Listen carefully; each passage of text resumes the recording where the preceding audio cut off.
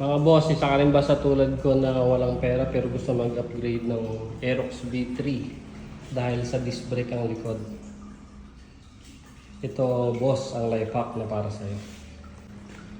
Bali, ito yung mga kakailanganin natin boss. Unang-una, itong Hypertech swing arm. Ito ang kagandahan nitong Hypertech swing arm na to. 2-in-1 siya, pwede siya sa Aerox V2 at Aerox V3 at NMAX. Yan, kasi may abang na siya for disc brake. Yan ang kagandahan ng Hypertech na to. Mabibili mo lang to siya boss online, 600 pesos lang to. Pangalawang kailangan mo boss, syempre ay mugs. Ito ay RCB na CNC finish na CT600 ng Aerox V3. Bali disc brake to siya, harap at likod. Ang ginamit kong plate sa likod ay Mufak from Indonesia. Nasa ano lang to, 70 pesos. Tapos ang ginamit ko namang disc plate sa harap ay RCB na E2 na floating disc 260mm. Dapat pula to kaya lang walang pula ng ganito. Black and silver lang. Ito ay nasa ano lang ata to, 1.3. Tapos, ito namang mag, sobrang hirap maghanap nito ngayon kasi ubusan palagi. Tapos, ang ginamit kong valve stem ay color red. Ang mags na to ay nasa 1.8 lang. Yan. Siyempre, budget lang tayo mga boss. Siyempre, may mags ka, dapat meron kang caliper.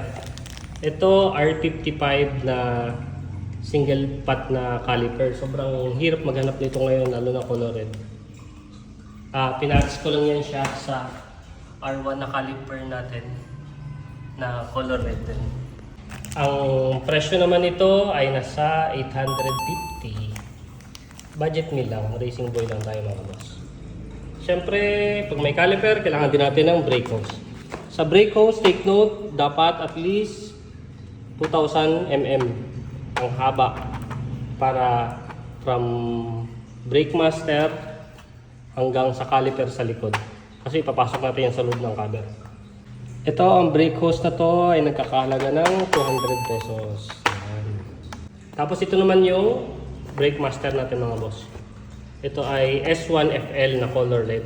Pang left hand na 14mm din. Same lang yan siya sa right natin para partner lang. Ito naman yung RCB na brake master natin na S1FL. Mura lang din to, 1.3 lang. Tapos, kailangan din natin ito, isang set ng bearing. Galing Indonesia lang din. Nasa ano lang to, 130 pesos lahat na. 6 yan siya.